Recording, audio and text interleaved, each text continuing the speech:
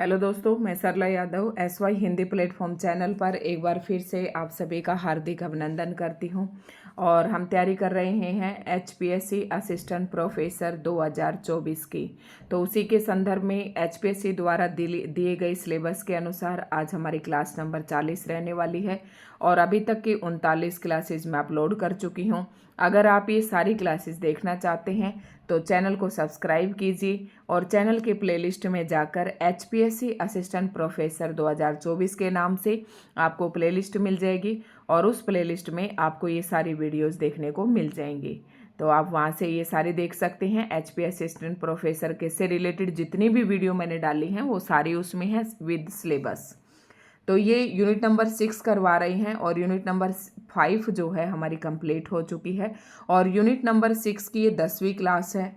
ठीक है, 10 टोटल 13 ही उपन्यास है इसके अंतर्गत, फिर हमारी यूनिट नंबर 6 भी कंप्लीट हो जाएगी। तो शुरुआत करते हैं आज के इस वीडियो लेक्चर की। इससे पहले वीडियो आपको अच्छी लगे तो लाइक एंड शेयर जरूर करें। चैनल पर नए हैं तो चैनल को सब्सक्राइब जरूर कर लें। शुरुआत करते हैं। राग दरबारी ये एक उपन्यास है और अधिकतर यानी कि कोई भी परीक्षा हो 80 या 90% परीक्षाओं में यहाँ से प्रश्न पूछने का पूरा चांस रहता है। तो बहुत ही ध्यान से आपको इसको पढ़ना है। राग दरबारी उपन्यास है, इसके जो लेखक हैं वो श्री लाल शुक्ल हैं। ध्यान से याद रखना है, श्री लाल शुक्ल। ठीक है, तो श्रीलाल शुक्ल कृत राग दरबारी हिंदी साहित्य के अमर उपन्यासों में से एक है। देखो, इतना अच्छी बात इसके बारे में लिखी है कि अमर उपन्यास कहा है इसे, तो इम्पोर्टेंट तो है ये। और ये प्रकाशित कब हुआ था? 1968 में ये उपन्यास प्रकाशित हुआ। कौन सी शैली में ये उपन्यास लिखा गया था? तो ये व्यंग्य शैली में लिखा गया है और सारा का सारा उपन्यास ये व्यंग्य शैली में है। व्यंग्य होता है आलोचना, कटाक्ष, ताना बाना जिसमें बुने जाते हैं, मतलब आलोचना आप कह सकते हैं इस तरीके से। तो व्यंग्य शैली में लिखा गया है जिसमें हास्य का पुट भी कई बार ये नजर आता है। मतलब ये नहीं कि सारे में व्यंग्य है, व्यंग्य के साथ साथ हास्य का पुट यानी कि हंसी मजाक भी इस उपन्यास में आपको देखने को मिलेगा। 1968 में प्रकाशित हुआ। श्रीलाल शुक्ल इसके लेखक हैं। राग दरबारी उपन्यास की हम बात कर रहे हैं। 1968 में प्रकाशित हुआ, व्यंग्य शैली में लिखा गया, हास्य पुट भी इसमें साथ साथ नजर आता है। यह उपन्यास स्वतंत्र भारत के ईमानदारी, नैतिकता, न्याय और शिक्षा व्यवस्था की खुलेआम धज्जियां उड़ाता है। तो आप देख रहे होंगे कि अभी तक हम जितने भी उपन्यास पढ़ रहे हैं उन सभी उपन्यासों में स्वतंत्र भारत, उससे पहले यानी स्वतंत्रता से पहले और स्वतंत्रता के बाद की स्थितियों को ही ज़्यादा इन उपन्यासों में दर्शाया गया है कि कैसा हमारे समाज का हाल था स्वतंत्रता से पहले और स्वतंत्रता के बाद। तो उन्हीं की श्रृंखला में राग दरबारी उपन्यास भी है और ये उपन्यास भी ये दिखाता है कि भारत स्वतंत्र हो गया है, फिर भी भारत के अंदर जो ईमानदारी है, लोग ईमानदारी की बातें करते हैं, नैतिकता की बातें करते हैं, न्याय और शिक्षा व्यवस्था इनकी खुले आम धज्जियां उड़ाता है कि देखिए मेरे देश में कैसे ईमानदारी है, कैसे न्याय नैतिकता है और कैसे न्याय है और कैसी शिक्षा व्यवस्था है। इसके ऊपर करारा व्यंग्य करता है और इनकी खुलेआम धज्जियां उड़ाता है। इस उपन्यास के लिए श्री लाल शुक्ल को प्रकाशन के अगले वर्ष ही 1969 ईस्वी में साहित्य अकादमी पुरस्कार से पुरस्कृत किया गया। ये रचना आज भी प्रासंगिक बनी हुई है। प्रासंगिक मतलब आज के समय में भी उसी प्रकार के हालात हैं और ये 1968 में प्रकाशित हुआ और प्रकाशित होने के एक साल बाद ही इनको 1969 में कौन सा पुरस्कार मिला? इम्पोर्टेंट पॉइंट है कि साहित्य अकादमी पुरस्कार मिला। राग दरबारी 35 अंशों में विभक्त रिपोर्टाज शैली में रचित उपन्यास है। कई सारे पॉइंट्स हैं यहाँ पर जो HPSC स्क्रीनिंग में पूछने लायक हैं। मैंने कौन कौन से बताए आपको। राग दरबारी उपन्यास, लेखक श्रीलाल शुक्ल, 1968 में प्रकाशित, व्यंग्य शैली में लिखा गया, ईमानदारी, नैतिकता, न्याय और शिक्षा व्यवस्था की धज्जियां उड़ाई गई है, हास्य पुट भी इसमें देखने को मिलता है। 1968 में प्रकाशित हुआ और 1969 में इसको साहित्य अकादमी पुरस्कार से पुरस्कृत किया गया। यह 35 अंशों में विभक्त है। राग दरबारी उपन्यास रिपोर्टाज शैली में लिखा गया है। रिपोर्टाज क्या होता है? जो रिपोर्ट के आधार पर लिखा जाता है, जैसे अखबार वगैरह या मैगजीन पत्रिकाओं में जो रिपोर्ट छपती है, उस रिपोर्ट के आधार पर जो रचना लिखी जाती है उसे हिंदी में रिपोर्टाज शैली कहते हैं। राग दरबारी हिंदी का महत्वपूर्ण उपन्यास है जो पूर्णतः व्यंग्य शैली में लिखा गया है। लेखक शिवपाल गंज नामक गांव के माध्यम से वेरी मोस्ट इम्पोर्टेंट, ये देखना 4 आंचलिक उपन्यासकार 4-5 हैं, जिसमें से श्रीलाल शुक्ल है, रांगे राघव है, राही मासूम राजा है, शिवपाल सिंह है। तो इन्होंने कई सारे उपन्यास लिखे हैं और उन उपन्यासों का जो गांव का नाम है फणीश्वर नाथ रेणु है, वो काफ़ी प्रसिद्ध है। जैसे कि फणीश्वर नाथ रेणु ने मैलांचल लिखा, उसमें मैरीगंज नामक गांव का वर्णन है। तो राग दरबारी उपन्यास में कौन से गांव का है? शिवपालगंज। ये प्रश्न यूजीसी नेट तक की परीक्षा में पूछा जाता है। तो इस उपन्यास के अंतर्गत शिवपालगंज नामक गांव के माध्यम से ही स्वतंत्रता के बाद भारत की शासन व्यवस्था, न्याय व्यवस्था, शिक्षा व्यवस्था आदि की पोल खोलकर रख देता है। ठीक है, तो गांव का नाम इंपॉर्टेंट है। व्यंग्य शैली में होने के कारण हंसी मजाक और रोना दोनों का अनुभव एक साथ होता है। मतलब व्यंग्य शैली के साथ साथ रोना और हंसी मजाक ये दोनों भी इसमें चलते हैं साथ साथ। या धारदार व्यंग्य, धारदार मतलब तीखे व्यंग्य मनोरंजन के साथ साथ पाठक को आत्मनिरीक्षण का भी अवसर बखूबी प्रदान करते हैं। मतलब जब पाठक इस उपन्यास को पढ़ता है तो मनोरंजन के साथ साथ और व्यंग्य जो भी है उनके साथ साथ पाठक को इतना भी समय मिलता है कि वो उन सब को पढ़कर आत्मनिरीक्षण भी कर सकता है कि क्या ये बात लेखक सही कह रहा है या गलत कह रहा है। भारतीय शासन व्यवस्था एवं व्यक्ति में व्याप्त धोखाधड़ी, भ्रष्टाचार, वंशवाद, जातिवाद इत्यादि को कुछ इस तरह उभारा गया है कि पाठक उनकी तहों तक पहुंचता है। तो ये प्रमुख है, इन सब चीज़ों को इस उपन्यास के अंतर्गत उजागर किया गया है। अब इसके कुछ प्रमुख पात्र हैं तो ये हम देख लेते हैं। तो सबसे पहला प्रमुख पात्र है वैद्य जी। इम्पोर्टेंट है, परीक्षाओं में पूछे जाते हैं। बद्री पहलवान वैद्य जी के बड़े बेटे हैं, रूपन वैद्य जी के छोटे बेटे हैं। याद रखना है कि वैद्य जी है और वैद्य जी के 2 बेटे हैं, पहला बद्री पहलवान और दूसरा रूपन। रूपन और बद्री पहलवान वैद्य जी के 2 बेटे हैं, ये आपको ध्यान रखना है। इस तरीके से बना लिया करो तो आपको आसानी से याद हो जाएंगे। ये गांव की केंद्रीय सत्ता के प्रतीक हैं। वैद्य जी कौन है? गांव के अंदर जो सत्ता है ना उसका केंद्रीय प्रतीक है। मतलब मुख्य गांव की जो सत्ता है वो सारी इन्हीं के दाएं बाएं घूमती है। जो गांव की राजनीति के मास्टरमाइंड है, यानी कि गांव की राजनीति के मास्टरमाइंड कौन है? वैद्य जी हैं। और गांव की जो सत्ता है वो इन्हीं के आसपास घूमती है। फिर बैद्यनाथ जी के 2 बेटे हैं, एक बद्री पहलवान, दूसरा रूपन। और जो रंगनाथ है ये वैद्य जी के भांजे हैं। भांजे तो आप समझते हो ना, वैद्य जी की बहन का बेटा। ठीक है। बद्री पहलवान वैद्य जी के बड़े बेटे, शरीर को सुगठित बनाने का अभ्यास करने में व्यस्त तथा अपने आश्रय में रहने वालों की देखभाल करते हैं। मतलब ये पहलवान है तो भाई अभ्यास तो करता ही होगा और सुगठित शरीर भी मिलेगा, और जो इसके आश्रय में रहते हैं, इसके दाएं बाएं रहते हैं, उन सभी लोगों की देखभाल करते हैं। रूपन वैद्य जी के छोटे बेटे और कई वर्षों से 10वीं कक्षा के छात्र थे। अब यहाँ से अब बात बहुत इंपॉर्टेंट है। रूपन जो है वैद्य जी के छोटे बेटे और कई वर्षों से 10वीं कक्षा के छात्र थे, मतलब कई बार फेल हो लिया, और छात्र नेता भी थे। ठीक है। अगला नाम आता है रंगनाथ। ये वैद्य जी के भांजे, इतिहास से एमए करके यानी कि हिस्ट्री से एमए करके लगभग 5-6 महीने के लिए छुट्टी पर शिवपालगंज आए थे। ठीक है। तो ये बैद्यनाथ जी का रंगनाथ जो है इनके भांजे का नाम है, रूपन इनके छोटे बेटे का नाम है, और पहलवान जो है इनका बड़ा बेटा है। उसके बाद अगला पात्र आता है छोटे पहलवान के नाम से कौन है? ये छोटे पहलवान नाम से भी एक पात्र है इसके अंतर्गत, और वो बद्री पहलवान के शिष्य हैं। बद्री पहलवान कौन था? वैद्य जी का बड़ा बेटा। तो उसका शिष्य कौन है? छोटे पहलवान। गांव की राजनीति में सक्रियता रखने वाले, अपने पिता से बदतमीजी करने वाले। मतलब ये जो छोटे पहलवान नाम से जो बद्री पहलवान का शिष्य है, अपने पिताजी से बदतमीजी करने वाले। प्रिंसिपल साहब, ये छंगामल इंटर कॉलेज के प्राचार्य और कॉलेज की साजिशों में महत्वपूर्ण स्थान। देखो, जब कॉलेज में साजिशें होती हैं उनमें प्रिंसिपल ही शामिल है, इसीलिए तो शिक्षा व्यवस्था की पोल खोली है इस उपन्यास के अंतर्गत। और ध्यान रखना है, प्रिंसिपल साहब कौन से कॉलेज के प्राचार्य थे? छंगामल इंटर कॉलेज के। खन्ना मास्टर, छंगामल इंटर कॉलेज में इतिहास के अध्यापक हैं। खन्ना मास्टर कौन है? ये इतिहास के अध्यापक है उसी कॉलेज के अंतर्गत। मास्टर मोतीराम कौन है? ये भी उसी कॉलेज के अंतर्गत आटा चक्की का काम करने वाले हैं। मतलब अध्यापक तो हैं, साथ ही आटा चक्की का काम भी करने वाले हैं।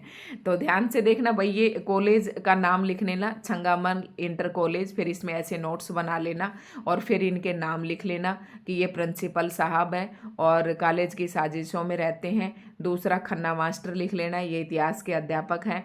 तीसरा मास्टर मोतीराम है, ये भी अध्यापक है लेकिन आटे चक्की का काम करते हैं। तो इस पर यहाँ पर लिख लेना छंगाम इंटरनल कॉलेज। तो ये आपको ऐसे बना के पढ़ोगे ना तो बहुत आसान रहेंगे। ठीक है, मेरी तो स्क्रीन पे थोड़ा सा वो है। और मास्टर मोतीराम ये मैंने बता दिया। जोगनाथ कौन है? स्थानीय गुंडा है, हमेशा नशे में रहने वाला। स्थानीय गुंडा मतलब उसके दाएं बाएं के जगहों पर उसकी गुंडागर्दी चलती है। सनीचर कौन है? असली नाम मंगलदास है, वैद्यनाथ जी का नौकर है। उपन्यास के अंत में प्रधान बनाया जाता है। ठीक है, तो ध्यान रखना है, सनीचर किसको कहा है? शनि और मंगल एक ही बात है। मंगलदास इनका असली नाम है और ये वैद्यनाथ जी का नौकर है। लंगड़ कौन है? भ्रष्ट व्यवस्था का शिकार है। बेला, गया दिन की कुंवारी लड़की जो कुंवारी रहकर वैवाहिक जीवन का आनंद लेती है, तो बेला इसका स्त्री पात्र है। और रामाधीन कौन है? भीकम खेड़वी अफीम का कारोबार करता था और वैद्य जी का विरोधी है। ये आपको ध्यान रखने हैं। ये कुछ सारे प्रमुख पात्र थे। और अब आता है गौण पात्र। गौण पात्र का एक बार नाम थोड़ा सा ध्यान से देख लें। कालिका प्रसाद, कुशहर प्रसाद, गयादीन पंडित गयादीन, पंडित राधेलाल, शत्रुघ्न सिंह, रिपुदमन, सर्वदमन सिंह और डॉक्टर बलराम सिंह।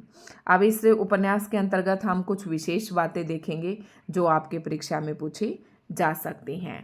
तो कस्बाई जीवन की व्यंग्यपूर्ण अभिव्यक्ति एवं ग्रामीण करुणाई जीवन की आलोचना। तो ये तो हमने देखा ही कि ये उपन्यास जो है व्यंग्य शैली में लिखा गया है। तो कस्बाई जो जीवन है मतलब उस कस्बे के जो लोग हैं उनकी जो जीवन शैली है उसको व्यंग्यपूर्ण अभिव्यक्ति दी है लेखक ने। और साथ में ही ग्रामीणों की जो करुणाई है, उनके मनों में जो करुणा भरी हुई है जीवन की, करुणामयी ग्रामीण करुणाई जीवन की आलोचना की है।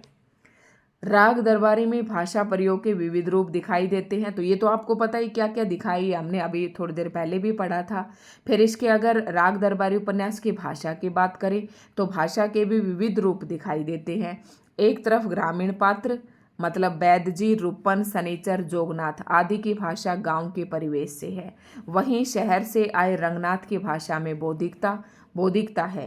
शराबी जुआरी की भी अपनी गवई भाषा है। ठीक है, तो ये कुछ भाषा के बारे में बताया है। तो यहाँ पर पढ़े लिखे लोगों की भाषा में बौद्धिकता है और जो ग्रामीण लोग के हैं उनमें गवई भाषा है। लोक जीवन की कुछ शब्द भी हैं जैसे लक, दक, चकाचक, फंटूस और खड़दूस। खड़दूस मचा रखा है ना, शोर शराबा करते हैं जब।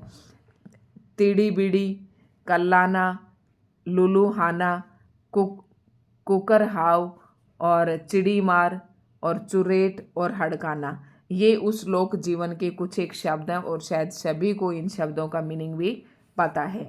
अक्सर गांव में बोलते रहते हैं। मुहावरे एवं लोकोक्तियाँ। अब इस उपन्यास के अंतर्गत कुछ मुहावरों का प्रयोग किया गया है और पेपर में यहाँ से प्रश्न पूछा जा सकता है।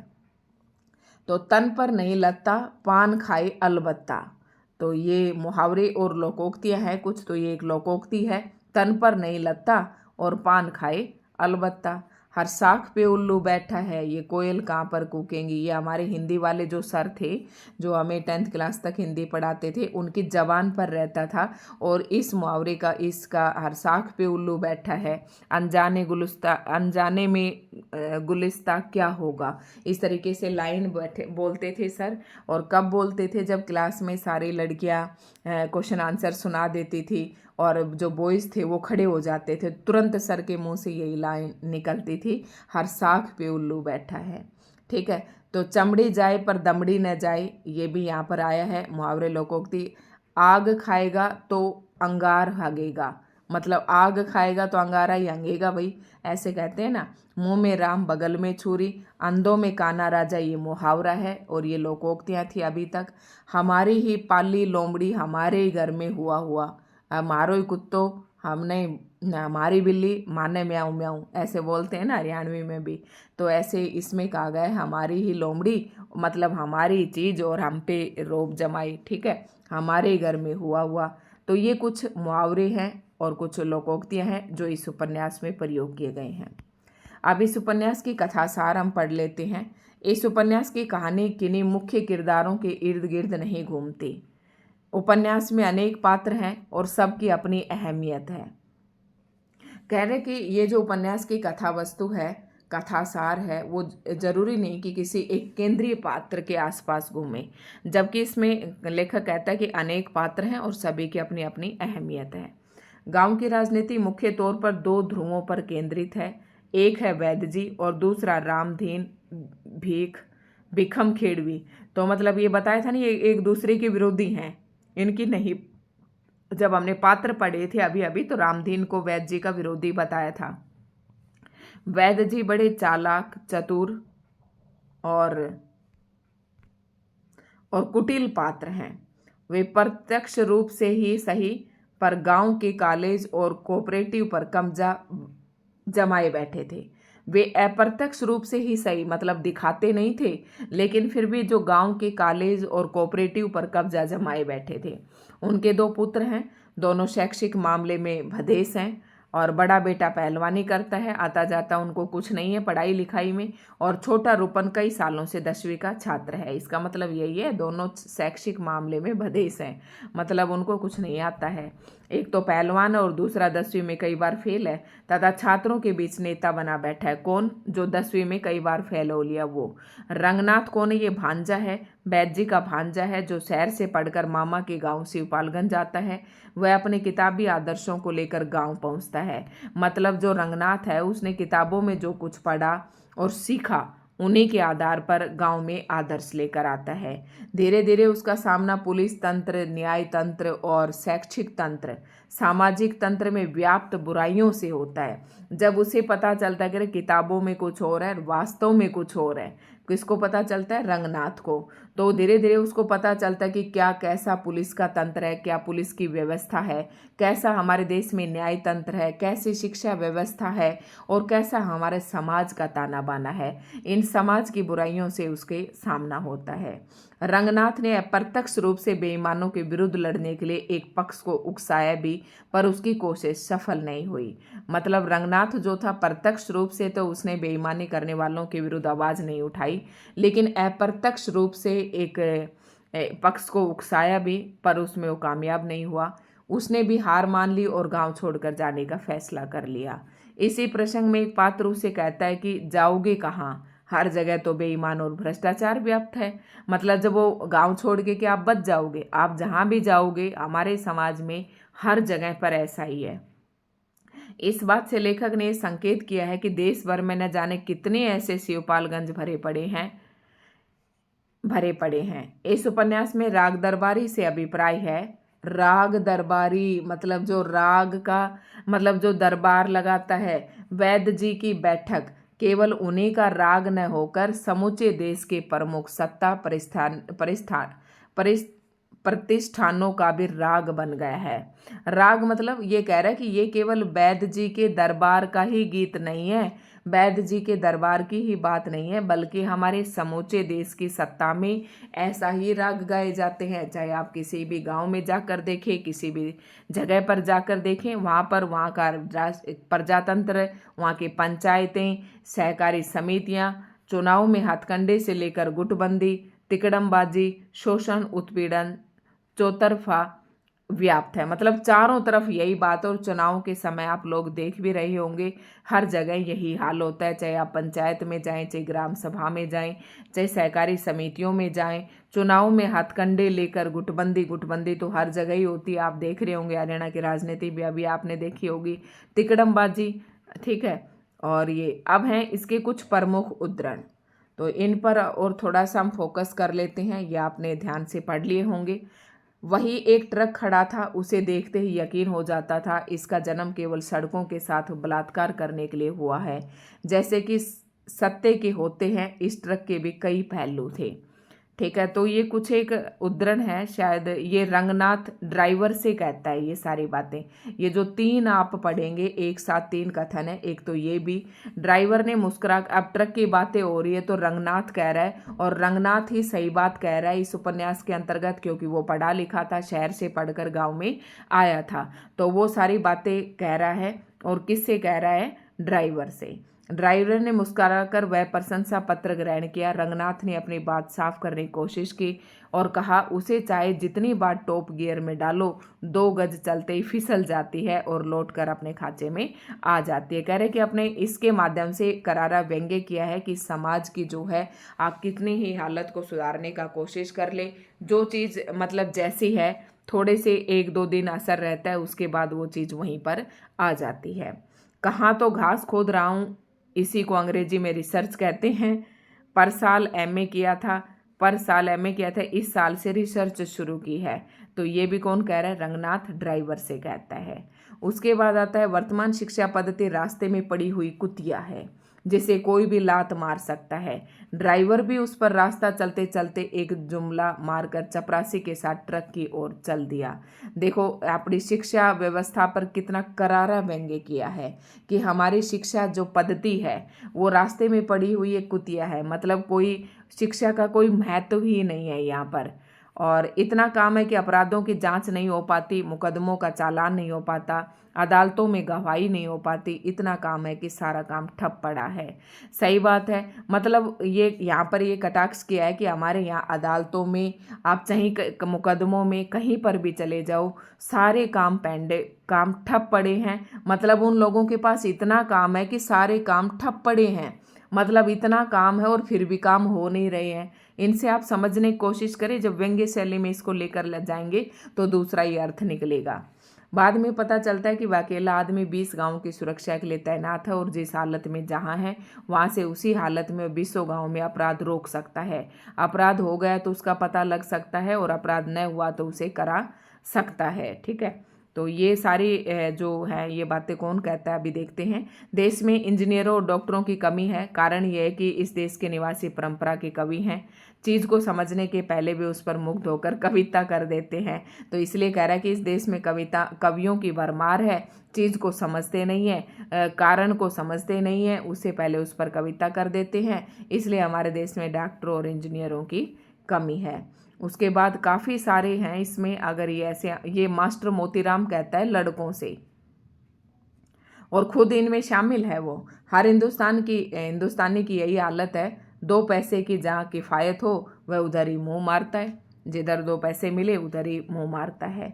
क्लर्क ने कहा, सरकारी बस वाला हिसाब लगाओ मालवी, एक बस बिगड़ जाती है तो सब सवारियां पीछे आने वाली दूसरी बस में बैठा दी जाती है। इन लड़कों को भी वैसे ही अपने दर्जे में ले जाकर बैठा लो। वाह भाई क्या बात है। तो वही ये सारे तो मैं अभी नहीं पढ़ूंगी। मेरे को किसी ने कहा था कि मैम सारे कमेंट्स आप दिखा दिया करो ना, सॉरी सारे उद्धरण आप दिखा दो, तो ये मैंने आपको दिखा दिए हैं और आप इसे आराम से पढ़ लें। क्या है, आप बाम्बण हैं और मैं भी बाम्बण हूँ। बाम्बण का मतलब समझते हो ना, ब्राह्मण। नमक से नमक नहीं खाया जाता। हाँ, ये चपरासी कहता है प्रिंसिपल से।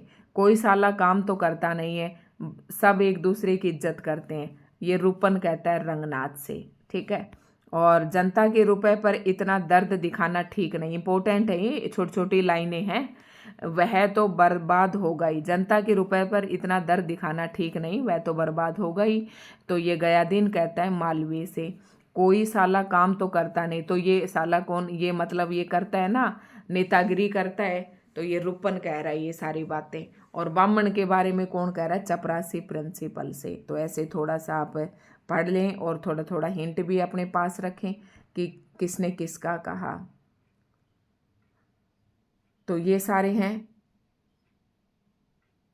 एक बार देख लेते हैं। संविधान की एक कविता का नाम है जिसके अनुच्छेद 17 में छुआछूत खत्म कर दी गई। मतलब संविधान के अनुच्छेद 17 में छुआछूत की बात कही गई है। और क्योंकि इस देश में लोग कविता के सहारे नहीं बल्कि धर्म के सहारे रहते हैं, क्योंकि छुआछूत इस देश का एक धर्म है। तो कुछ ऐसे ही ये और भी हैं भाई, देख लेना, ठीक है। तो पढ़ लेना एक बार सारे। अब ऐसे तो फिर मैं अगर ये पढ़ाती तो फिर मैं काफ़ी सारा ही आपको पढ़ा देती। शिवपालगंज में सभी जानते थे कि गांव सभा का और उसके प्रधान, इस तरीके की लाइनें आपको नहीं देंगे। ऐसे तो फिर देखते ही आप पहचाने जाएंगे। और बहुत ज़्यादा स्क्रीनिंग के लिए इनको पढ़ने की ज़रूरत भी नहीं है, क्योंकि स्क्रीनिंग में बहुत ज़्यादा डीप भी नहीं पूछा जाता है। तो प्रमुख जो उद्धरण हैं एक बार उन्हें वहाँ से आप देख लें। तो यहाँ पर ये ख़त्म हो जाता है, ठीक है। तो आज की वीडियो आपको कैसी लगी ज़रूर कमेंट करके बताएं। ये आपको शुरू से एक बार दिखा देती हूँ ताकि आप इसे पढ़ सके। वीडियो को रोक रोक के आप इसे आराम से पढ़ लें। सभी के लिए मैं इसलिए दिखाती हूँ क्योंकि ये काफ़ी इम्पोर्टेंट है। जो पढ़ने वाले स्टूडेंट हैं, जो नहीं चाहते कि मैं एक पंक्ति भी किसी प्रकार से उपन्यास की छोड़ूं और मेरा मार्क्स कटे, वो नहीं चाहते, तो उनके लिए ये सारा मैंने यहाँ पर दिखाया है। तो दोस्तों आज की वीडियो आपको कैसी लगी कमेंट करके ज़रूर बताएं।